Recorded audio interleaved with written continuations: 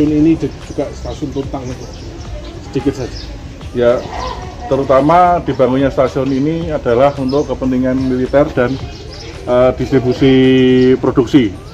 Jadi berbeda dengan jalur lain, bahwa jalur di antara stasiun Kedung Jati sampai dengan stasiun Ambarawa ini kemudian diteruskan sampai ke Jogja lewat Magelang, itu adalah untuk distribusi hasil gula, yang mana dulu di Kabupaten Kedung itu ada 7 pabrik gula, dan kemudian di Jogja itu ada sekitar 5 rumah pabrik gula.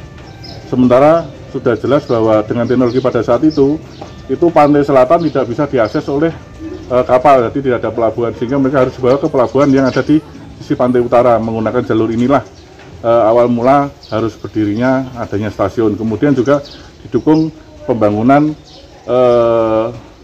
Benteng Willem I yang itu dibangun sekitar selama 11 tahun, itu berakhir di tahun 1872, dan kemudian ini di 1873 mulai dibangun stasiun kereta api, karena juga untuk menggunakan sebagai distribusi dari pasukan yang dikerahkan mungkin dari Semarang ke arah Jogja, kemudian atau mungkin dari Jogja ke arah lainnya. Karena perlu kita ketahui, bahkan sebelum terjadi perang kemerdekaan, dua kota ini sudah menjadi kota-kota yang strategis. Juga dibuktikan dengan jejak Laksamana Cheng Ho yang ada di Semarang. Itu terkait juga dengan pemilihan bahwa kenapa kok hub-hub pertama yang dibangun itu, dan juga stasiun pertama yang ada di Indonesia tertua itu juga ada di Semarang. Untuk operasian halte di sini sendiri saat itu berlangsung berapa lama, Pak? Kalau terakhir sifatnya bukan halte ya, ini kan stasiun. Stasiunnya. Stasiun ini kan istilahnya stasiun kembar yang persis dengan stasiun Kedung Jati. Ini berhenti beroperasi di sekitar tahun 76. Pembangunan sendiri kapan? Kalau pembangunan selesai dari 1873. Oh, langsung diresmikan tuh? Iya, jadi memang dia adalah stasiun pendukung yang bangunan untuk didukungnya sudah jadi dulu. Jadi terutama di Benteng Willem itu. Benteng.